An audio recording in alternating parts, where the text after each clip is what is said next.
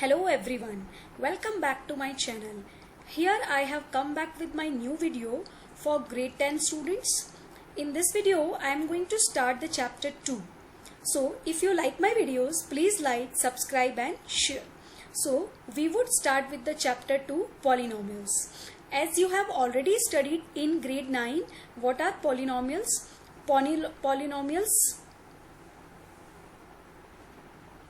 As you already studied in grade 9, what are polynomials?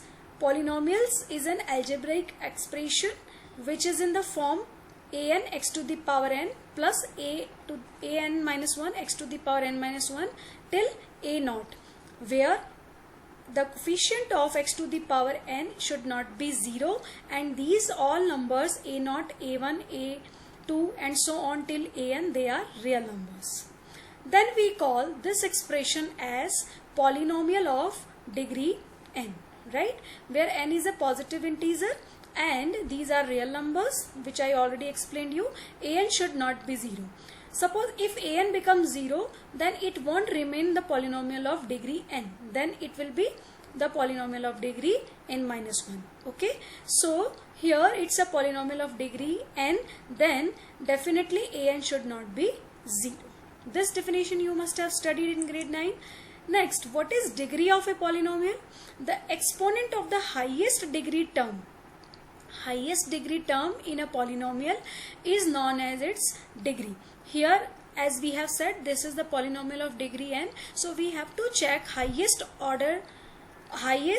degree term we have to check, that is only the degree of polynomial. Next, I would like to take some examples. So here you can see 2x plus 3 is a polynomial, right? It's a polynomial. So what is the degree of it? We will check highest degree term. Highest degree term, it is x to the power 1. So what would be its degree? Degree is 1. Next, one more example I would like to take here. 2x square plus 3x plus 5 is a polynomial, right? Now if it is a polynomial, so we need to check its degree. How we can check that? The highest degree term is x to the power 2. So what is its degree here? Its degree 2 here.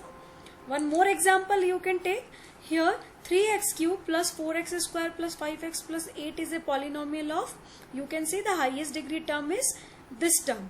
So what is the degree of this? This is having degree 3. So in this way you can find the degree of the polynomial, which you have already done in grade 9. So just we are recalling here. So we define here different type of polynomial. First, constant polynomial. A polynomial of degree 0 is known as constant polynomial. Example, you can see px equals to 5.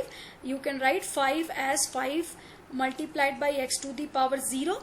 So it means it's a polynomial of degree 0. So we can say constant polynomial is a polynomial which has the degree 0. Okay. So a constant polynomial px, but you here one contradiction is there that you must have discussed in grade 9. Px is equals to 0 is not known as a constant polynomial, since we know that 0 is also a constant value. But here when px is equals to 0, we call it's a 0 polynomial. Always we will call it's a 0 polynomial. Except it, we have any other value in numeric number, then we say it's a constant polynomial. But in this case px is equals to 0 is called as a 0 polynomial, and the degree of this polynomial, the degree of the 0 polynomial is not defined. Okay, so I hope you must have done this in grade 9. So we are just recalling here. So what is linear polynomial? Next we will study a polynomial of degree 1. Degree 1 is called as a linear polynomial. As you can see, here we have studied about the polynomial. Here degree is 1, so it is a linear polynomial. So next we will discuss about quadratic polynomial. A polynomial which has the degree 2, it is called a quadratic polynomial. Its general form is called as ax square plus bx plus c, where a should not be 0. If a becomes 0, then it won't remain as a quadratic polynomial. Next, cubic polynomial, a polynomial of degree 3 called cubic polynomial. Its general form is ax cube plus bx square plus cx plus d, where a should not be equal to 0. Next, what is the value of a polynomial? If px be any polynomial and a be any real number, and then the real number obtained by putting x equals to a in this polynomial or in this expression, we get the value as pa. Okay, that is only called the value of px at x equal to a. So whatever real number is given, you just put in the expression of polynomial, you will get the value pa. That is only called the value of a polynomial.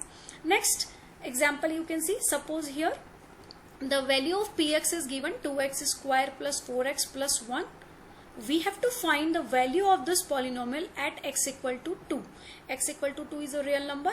When you will put x equal to 2 here, then p2 will be the value. So let us check what is the value of p2. So wherever x is there, you put x equal to 2. So when you will put here 2, so 2 into 2 square, okay, plus 4 into 2 plus 1.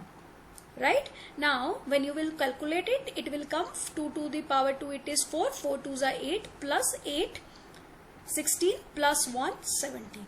So this 17 is the value of this polynomial at the real number 2. So in this way we can we can calculate the values of polynomial. Next, what are the zeros of a polynomial? What is the zeros? That also you found in grade 9. A real number a is called zero of a polynomial px if pa becomes 0. It means when you find the value of the polynomial at the real number and the value becomes 0, then the point which you had put there, that is only called the zero of the polynomial. In other words, you can understand, zero of a polynomial is that value of the variable for which entire value of the polynomial is 0, or we can say polynomial vanishes. Okay, so I hope you know about the zeros of a polynomial also. Let us check in some example how can we calculate it. You can see the value of px. Here one expression, quadratic polynomial, is given, x square minus 3x minus 4 at x equal to minus 1. When you calculate the value of this polynomial at x equal to minus 1, you will substitute the value minus 1 wherever x is lying. Okay, so p of minus 1 we will calculate.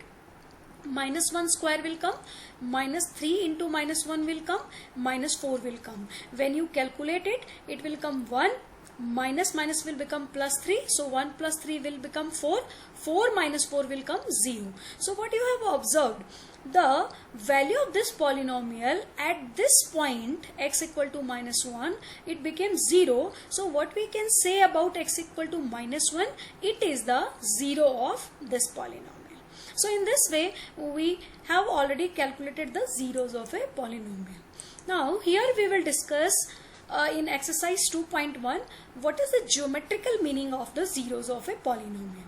So the zeros of a polynomial fx or px also you can see are the x coordinates of the points where the graph y equal to fx intersects the x-axis, or we can say the graph of the polynomial fx where it touches the x-axis, that point abscissa is called the zero of the polynomial. So here one picture I want to show you. You can see in this graph it's a straight line y equals to 2x plus 3.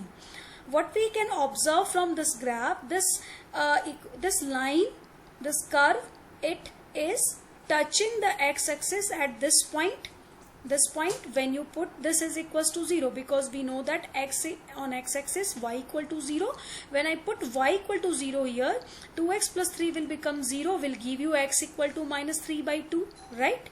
So what we can observe, this graph of the line touches x-axis at the point minus 3 by 2 comma 0. So what I told you, the 0 of a polynomial shows the abscissa where the curve touches the x-axis. So what is the 0 here? X equal to minus 3 by 2. Right. Next, one more graph I want to show you here. Here it's a quadratic curve. So what you can see, the curve equation is given y equals to x square minus 3x minus 4. What we have observed from this graph, these are the 2 points minus 1 comma 0 and 4 comma 0. When you will put 4 there and minus 1 there in the in the expression, so you will see that y will become 0. So what we have observed, the graph is touching x-axis at 2 points. Their abscissa, that is 4 and minus 1 is only the zeros. So in other words, you can say wherever the graph touches the x-axis, that point abscissa is only the zeros of a polynomial. So this is the geometrical meaning of polynomial. So let us take our exercise 2.1. Just check the question. The graph of y equals to px are given in these figures. They have been given for some polynomials px. Find the number of zeros of px in each case. So what we have learned for a geometrical meaning, by looking the graph, we have to check that how many zeros are there. Here you need not to find the zero, how many zeros are there. So let's discuss about the first picture. Okay, so this graph, as you can see, it is not touching x-axis at any point, right? It is touching y-axis, but it is not touching anywhere on x-axis. So what you can say, it has no zeros. So there is no zeros. Okay, similar way, I hope you are understanding here. In this way, you can see the second picture. Here this graph is touching x-axis at how many points? 1 point. So you can see there is 1 0, as it is touching the x-axis at 1 point.